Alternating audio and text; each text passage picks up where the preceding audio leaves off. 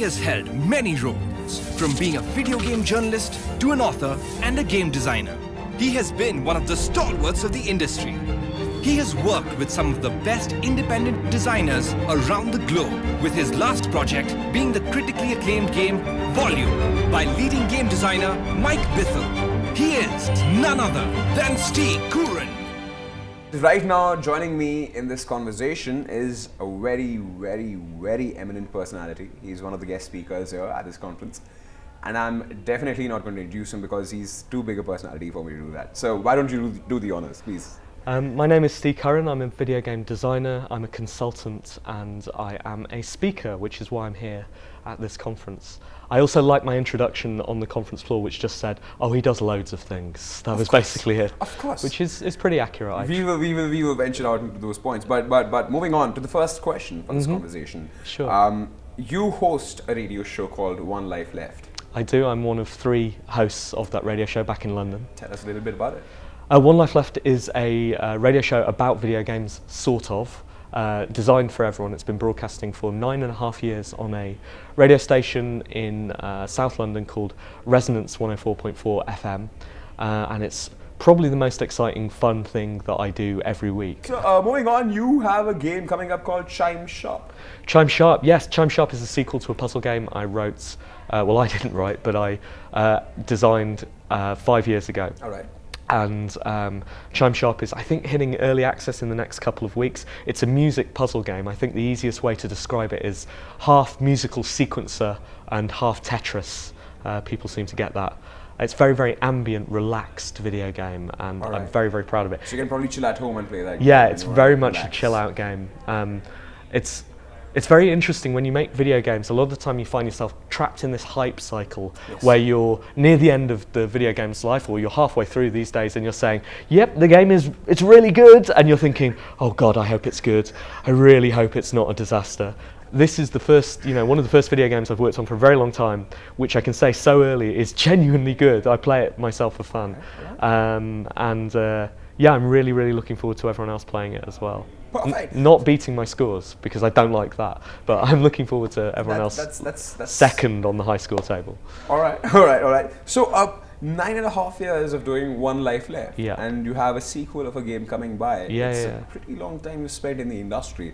How about you tell us how you started venturing into the gaming industry? I was at university studying mathematics, and I quickly realized that mathematics did not impress girls. Like, it's very hard to be in a bar jotting down numbers, and I think my cameraman should focus on this particular aspect of things. So instead I started to learn to write, because I've always been quite good at writing and love writing, and it's very easy to go to a dusty dive bar and sit in the corner writing words, and then someone will come up to you and go, "What are you writing?" And you go, "Oh, nothing, just nothing. It's just my heart on a piece of paper." And that worked really well. I got into writing. I was going to be a writer following that, And you've done journalism a long time ago. Well, yeah. So I was going to be a writer, and I started off writing for music magazines, writing a lot about music, writing about fashion. But I went to a house party when I was at university, and at this house party, I saw 2 kids, and they were in a room, and they were doing what guys do at a house party, which is smoke drugs, and they were playing a video game called Parappa the Rapper. Okay. Parappa the Rapper is a game where you control a rapping cartoon dog, and in that moment, seeing this in the haze of smoke, I was like, wow, video games don't have to be about killing and driving, they can be about anything. Yeah. And so I started writing a little bit. I went out the next day, bought a PlayStation, started writing a bit about video games, applied at the end of university to write for a magazine called Edge, and 3 or 4 months after being inducted into video games again, I was writing for Edge, and that's what started me writing about video games, and what eventually started me making video games. All right. And you had a session earlier in the day. Tell us a little bit about it. Yeah, I was doing a talk called Love and Violence. It's a non-traditional gaming talk in that I script these things very heavily. They're a little bit performative, and Love and Violence is about a very personal story to me about something to do with love, which I won't spoil for you, but it's also generally about why video games are so good at dealing with violence, All right. and so poor at dealing with love. Okay. And I attempt to break that down Right. by looking at what love means. All right, all right, all right. And you also have an upcoming cricket game coming up, considering you're a great cricket fan.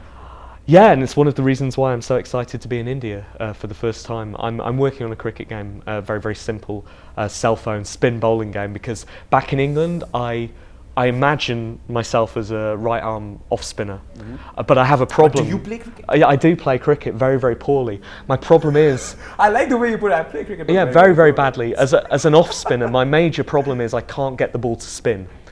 Then Which how is a can you be big a problem. spinner? Yeah, you would think that was impossible, and it How kind is of it is. possible to be a spinner if Well, you can't spin the ball? you rely on things that people have left on the pitch that they'll hit and it'll turn. Okay, and but really, video games are often about wish fulfillment. So in this instance, making a video game which allows me to spin the ball is a dream come true. So that's my sort of target. All the games I'm trying to make right now. So what probably can't be achieved in real life can Exactly, be achieved in yeah. your game. And that's all the games I make right now. I'm not really thinking about sales. I'm thinking what makes me happy at the end of it. So that's why I'm making Chime Sharp. I'm making a puzzle game called Pixelgrams. This brilliant thing called Time is an Island. It's a very emotional story.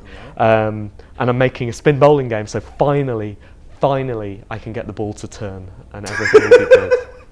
all right.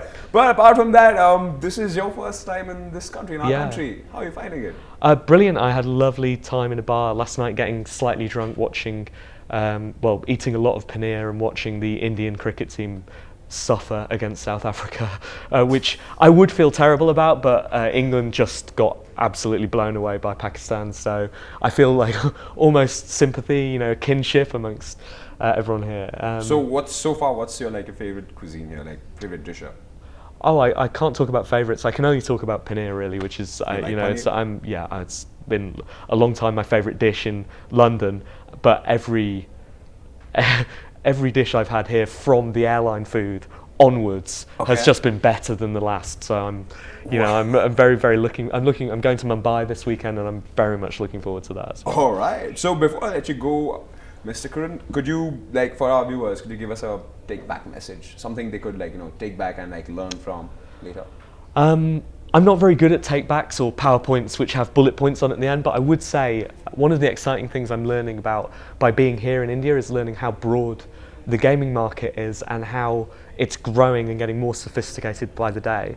And what I'd love is for Indian developers to not just try and ape the Western developers, but use aspects of Indian culture to inform the games that they're making. I think that's really, really strong because, there are enough games for me in the West. I want to play different things, different experiences, and I think the strongest way a team over here can stand out is by using their influences, using the things that they've grown up amongst. And I really, really look forward to seeing and playing some of those titles. Awesome. It was a pleasure talking to you, Mr. Curran. Thank you for joining us here today. Thanks a lot. Thank you Have a so great day much. ahead. Thank you.